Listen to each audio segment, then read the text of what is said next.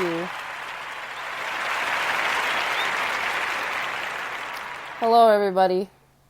This is Alexis back again. Sorry for the long distance. Just wanted to give an update about everybody. And I appreciate for anybody who is willing to listen to my side of the story. And I hope that you're not afraid to speak your mind and learn how to be assertive and just empower yourself. I am attending a wonderful program called Twin Cities Rise that is offering me lots of empowerment that I wish I had in the past.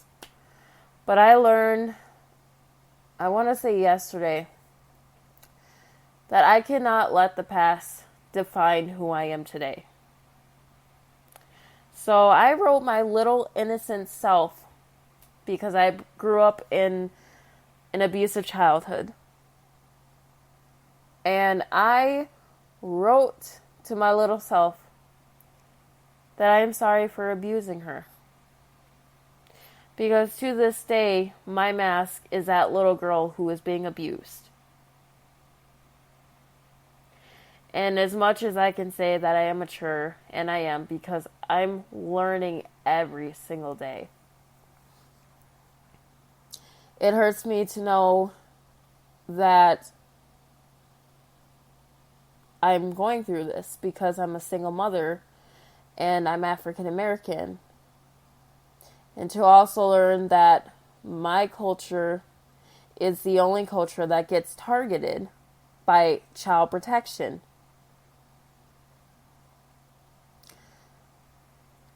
And let me just give some advice. Do not come to Minnesota.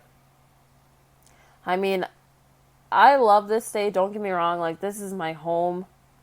But this state is messed up. There are days where I just want to move.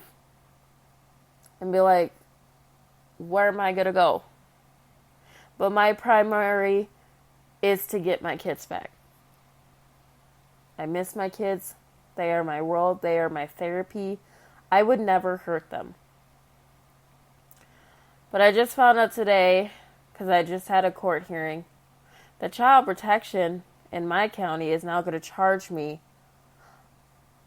on child abuse that I didn't even commit. And now my kids are placed with a Caucasian family who went to my court hearing.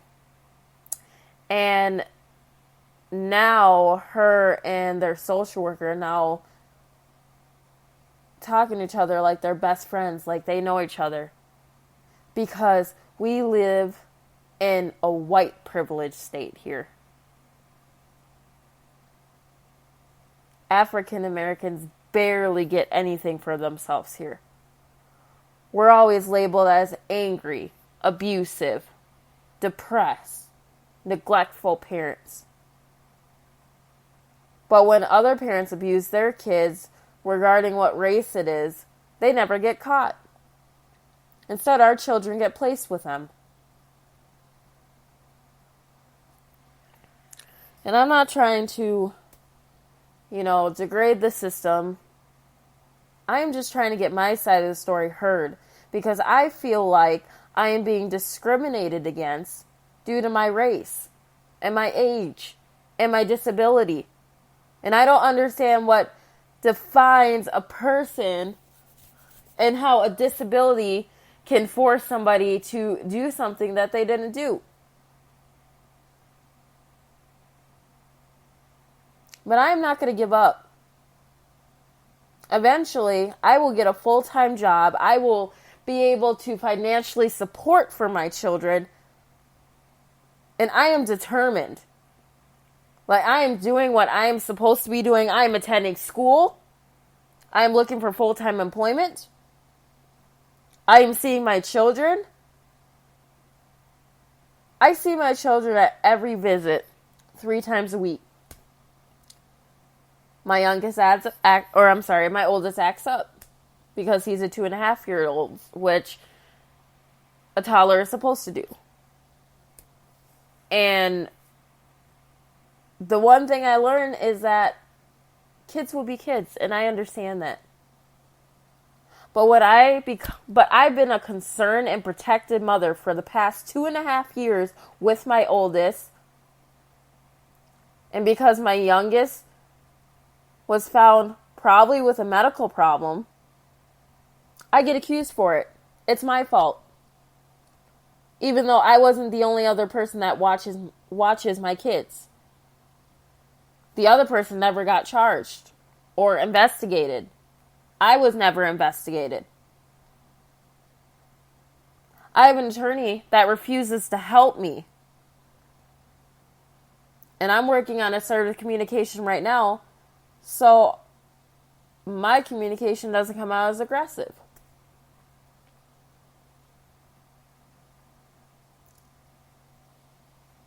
And that's something that changed my life. I love my kids, but I do have to think what's in the best interest of them. And I do want them back. But there are days where I think to myself, what could I have done differently? And I love my children. I would never hurt them. Like, physically hurt them. But as I look back at it and think about it, I was not emotionally stable. But just because of that reason, just because I had depression,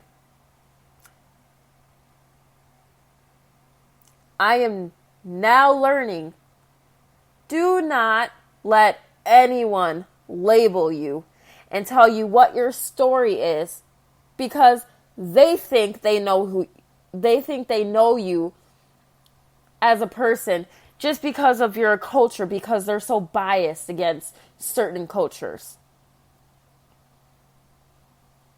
I actually got to tell a little bit of my side of the story, and I brought up, my concerns, and once again, they were brushed off. Child protection likes to counterside it like it means nothing to them, saying that my kids are in a safe and environment home, when my kids constantly end up with bruises, marks, open sores, diaper rashes.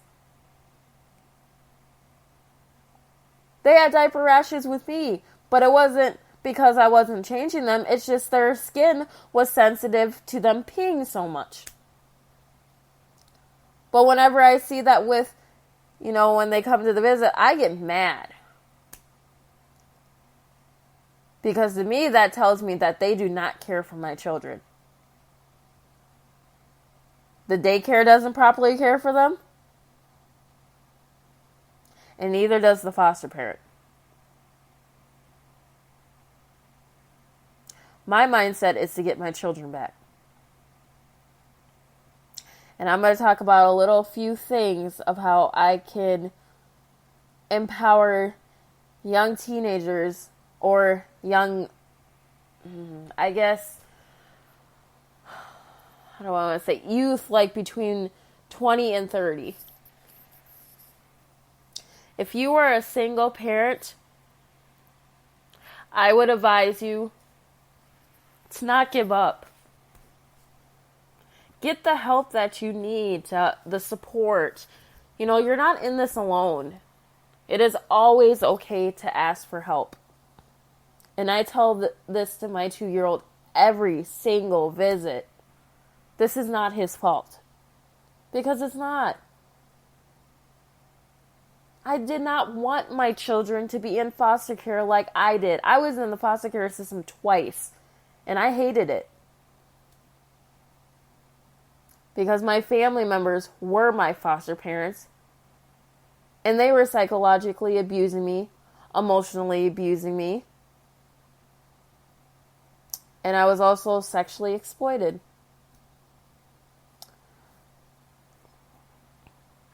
And I hate to put my news all out there in the open, but these are the issues that the U.S. needs to address. End discrimination with government agencies, especially federal and state.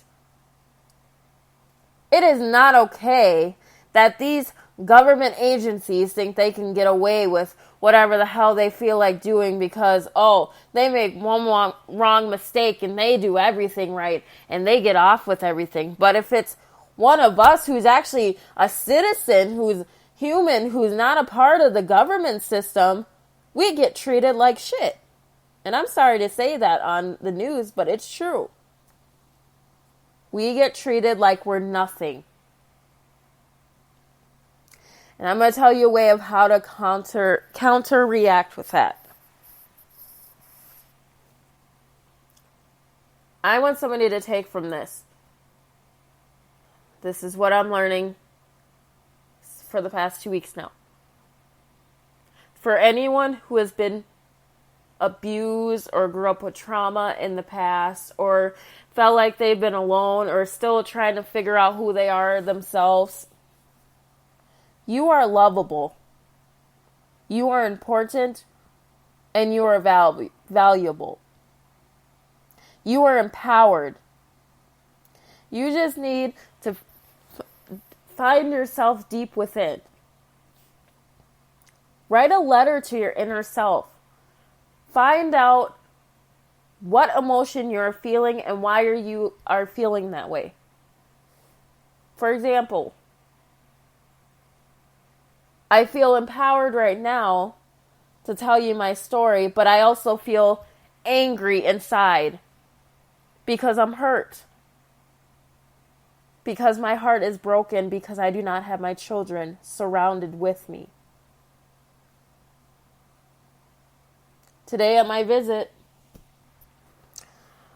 I had the feelings talk with Aiden. And Aiden is my 2.5-year-old, I should say. And as hard as it was for me not to cry, I had to. I've been holding my emotions in way too long. And I told Aiden that it is okay to cry.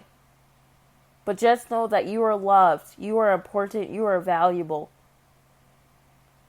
And I apologized to him because he should not have to go through what I went through. I told him that was not his fault and that I am working on getting him back. Because that's who I am. I am a mother, a protective mother who loves her children. I would give up anything for them.